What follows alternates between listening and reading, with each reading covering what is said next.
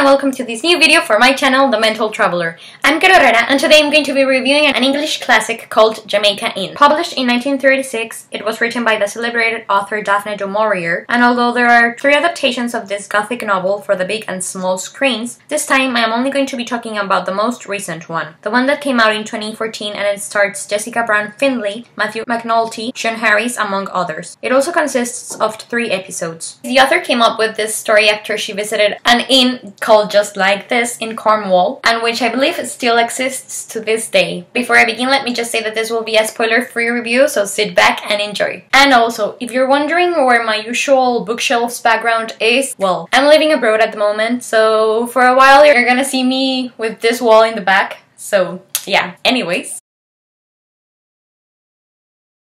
Okay, so many years ago I saw the movie Rebecca from 1940 and I liked it. I have the book even though I have not read it. And so that was my introduction, I guess, to Jamaica Inn, because I must have researched what other books the author had written. And I actually never thought that much about Jamaica Inn. I was more attracted to my cousin Rachel. I knew that Hitchcock had made a film about Jamaica Inn, but because it didn't really look romantic, I kind of forgot about it. And even back in 2014 when the new adaptation came out, I wasn't that eager to see it. But yeah, after I read my cousin Rachel and watched the most recent adaptation of it, I became more excited to learn more about du Maurier and her works and the adaptations of her stories. And well, because I do like period dramas and I am an Anglophile and stuff, when I saw that Netflix had put up Jamaica Inn from 2014, I decided to finally give it a try. Also because I love Paul Dark, the books and the TV shows, and so I am in love with Cornwall because of it, and Jamaica Inn takes place there, in this place in England, so that was a bonus. Anyways, I saw the TV series, and as I was watching it, I didn't think that much of it. I thought it was okay, but oddly enough, when I finished it, I kept remembering it, and when I next hit a bookstore, I found myself buying the book, and all of a sudden I was really looking forward to getting into this storyline. So it was unusual to approach a book in this way for me, but yeah, anyways, there must have been something that I liked about it.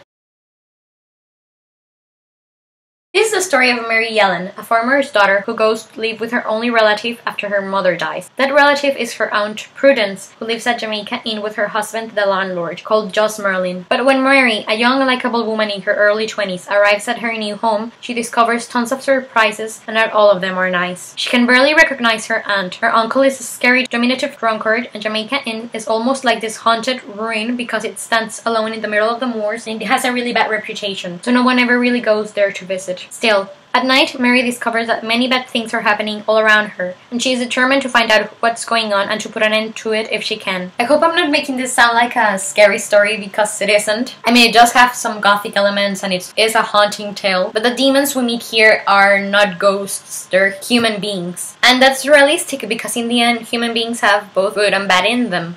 So it makes me connect with the characters. It makes them complex. And through Jamaica Inn, we get to question ourselves about how far we would be willing to go to survive, and what are the limits one would be willing to cross if they were about to break the law. Because there is a very thin line about what some people may consider evil or sensible. And there was, in the end, romance in Jamaica Inn, and it was quite good, so yes. So yes, I love the book more than the TV series, but both of them are really good.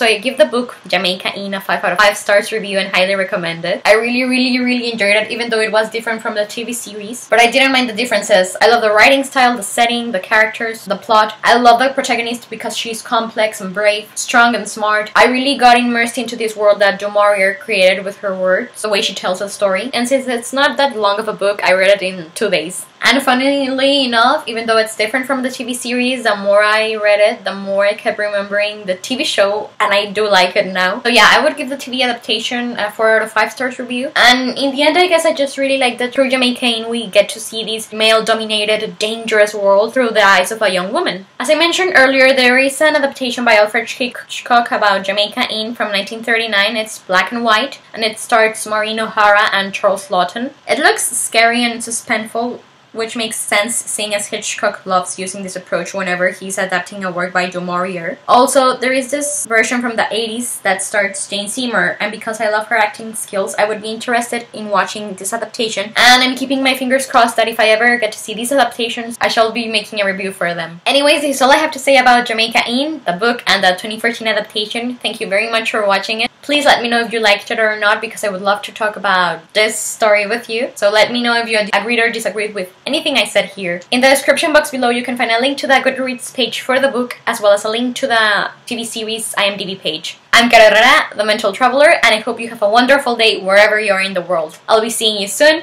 Take care.